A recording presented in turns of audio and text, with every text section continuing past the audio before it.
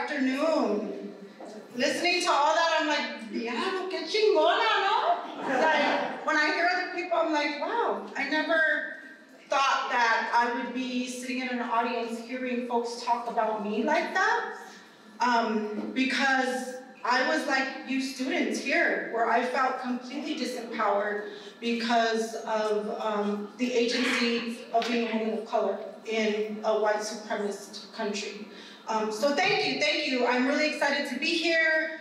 Thank you to the Latino Community Foundation of Colorado for always having my back and supporting me. I'm here today to talk about healing, but before I begin talking about that, I just want to acknowledge the land that we're on. And I want to ask for permission from our ancestors whose blood, sweat, and tears are in this land. I also want to ask for permission from our elders who are here and who've come before us to, open up doors for us to be able to do this work.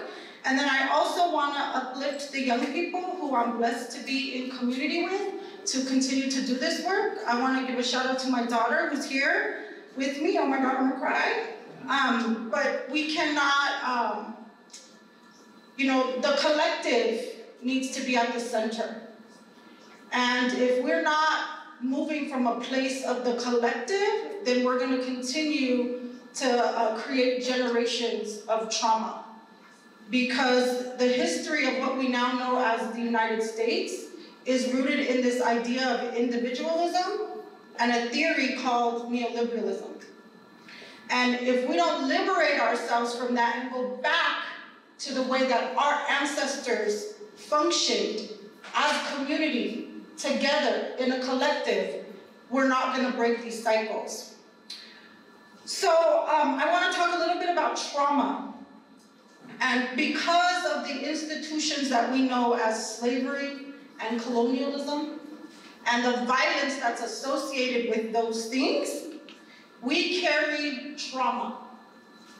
It's historical, it's in our DNA, and it's generational. And so that begins this kind of trajectory or this journey of trauma that we see today in the way that society functions, specifically for people of color.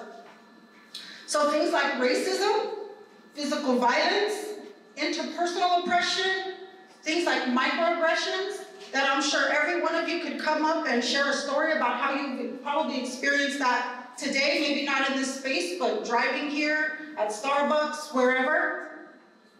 And this idea of a chronic stress syndrome. So people talk about post-traumatic stress syndrome, which is a very real thing. I experienced that a lot. Last night, I finally found the strength to watch When They See Us. And I had put that off for a very long time because it's extremely triggering for me. My mother was incarcerated until I was 17 years old. I was in New York City during that time frame of when that happened, and I know some of the families that were impacted by that. And I felt the post-traumatic stress coming up in me as I was watching that. And thinking about, I remember the first time I went to see my mom in jail, and it traumatized me. I would have nightmares of me being incarcerated.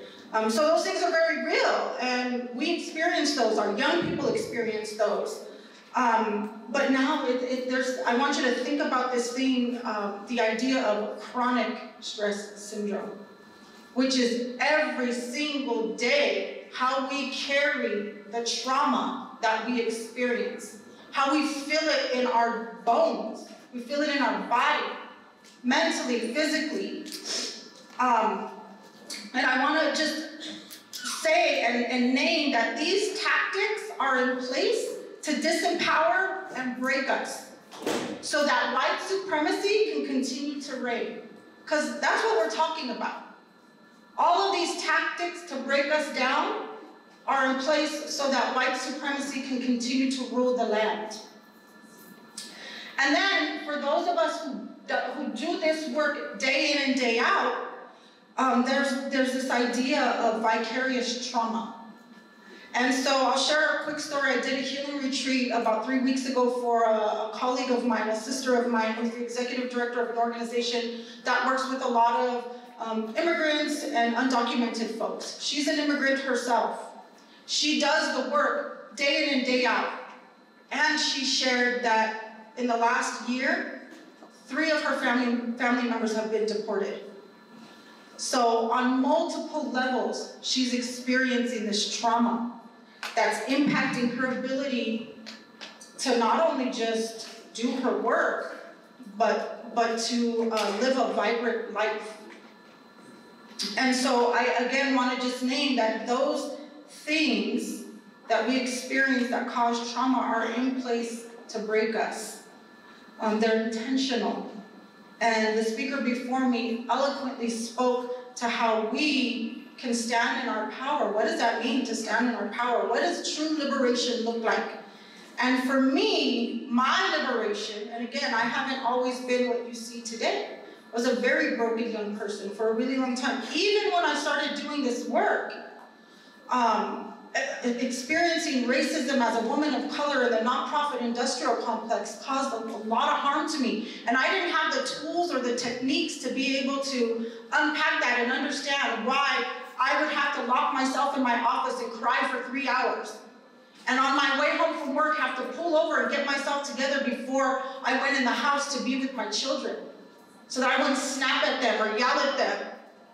And it was this trauma that I was experiencing. And we can all probably name examples of trauma that we experience.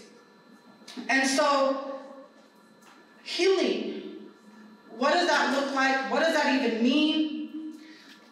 We have to figure out how to center our well-being in a way that focuses on our mental health, our spiritual health, our emotional health, and our physical health. And we can no longer continue to be in this fight or flight mode. We have genetic memory that will help us break the generational cycles of trauma and create cycles of generational healing. The first step towards liberation is to center your well-being. How do we thrive to show up and do our best work, to engage authentically and to stand in our power to make change? Our cultural traditions give us our medicine. We must reclaim them. It is too in our DNA. So when we were colonized, when we were taken from Africa, brought here, when our ancestors who roamed all the way down from South America up to where we're at now, those borders that exist were not there, and this is our land. And part of the colonization was to rip us from all that we knew. So like the medicina, the guerras that we get from our abuelitas, that's our medicine.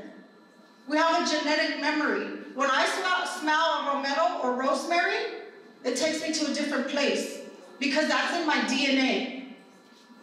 And so I want to encourage everybody to think about, what does it mean to reclaim our cultural traditions as a form of healing and liberation, so that we can stand in our power and be at our best. This work, and especially if you do it again within the nonprofit industrial complex, will chew you up and spit you out. And so until we center our well-being, we won't experience liberation. We won't be able to go out and get the vote. We won't be able to make policy change because we're so broken down, and that was created intentionally. So one of the first things you can do towards your liberation is to center your well-being and your healing, and do that by reclaiming your cultural traditions. Thank you.